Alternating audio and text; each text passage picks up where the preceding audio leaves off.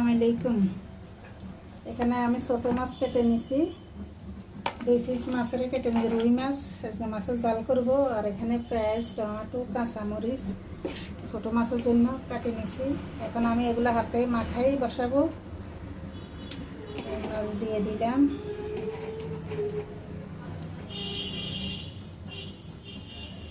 মাছের জাল করলে আমি একটু পেঁয়াজটা বেশি দিই।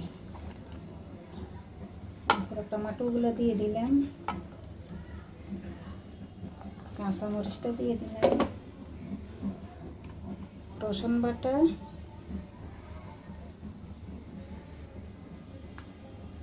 হলুদ,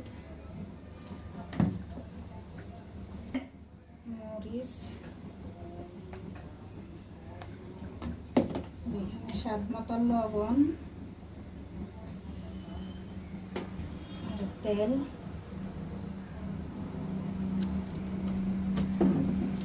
একটু হাতে মাখাই নিব।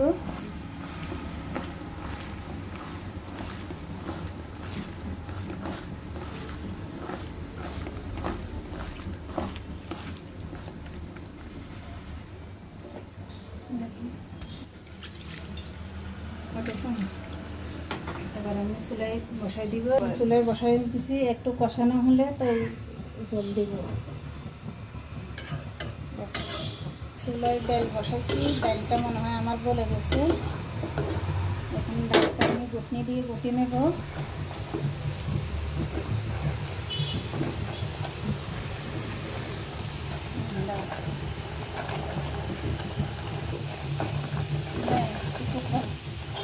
ডালটা আমার গুটা হয়ে গেছে। একটু পানি দিব, একটু পানি দিব।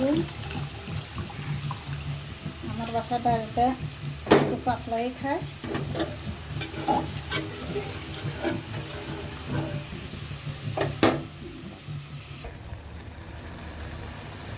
এখানে একটু নেড়ে চেড়ে দিতেছি, এখনো কষানো হয়নি। নেড়ে চেড়ে দিয়ে একটু ঢাকনা দিয়ে দিব। কষানো হয়ে গেছে, তেলটা দেখুন উপরে উঠে আসছে। আর একটু কষানো। কোরবানির মাংস 2 দিন খাইছে, এখনো খাইছে, কারণ নাকি ইচ্ছে করেন না একটু জাল করার জন্য। এখন আমি একটু জল দিয়ে দিব।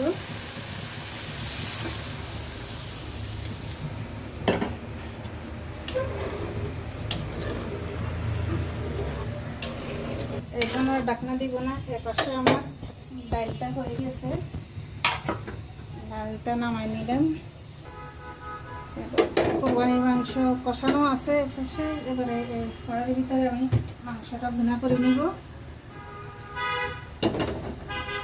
চলো, আমি এখানে তেল দিয়ে দিলাম। তেলটা একটু গরম হোক। পেঁয়াজটা একটু ভুনা করে নিব।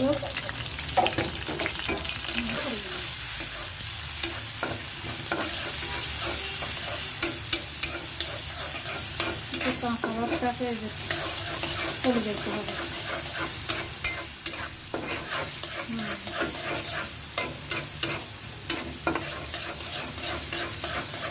বন্ধ করে দাও,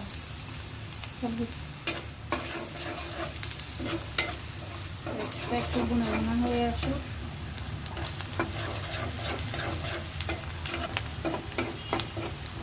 আমার পেঁয়াজটা একটু ভাজা হয়েছে।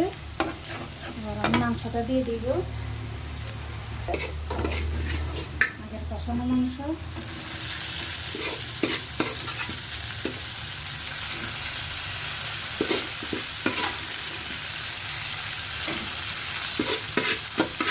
দিব চিকেন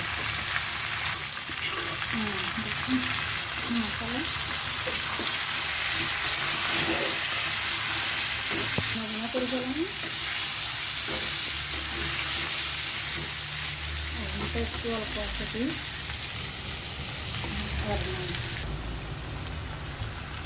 আর একটু নেড়ে দিয়ে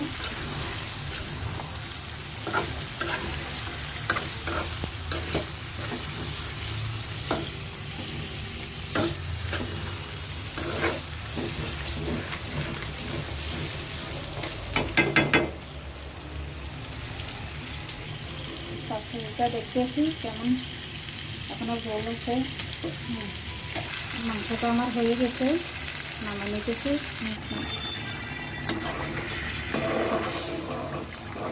নাড়াচাড়া করে দিই, বেশিক্ষণ লাগবে না, 2 মিনিট হলে হয়ে যাবে।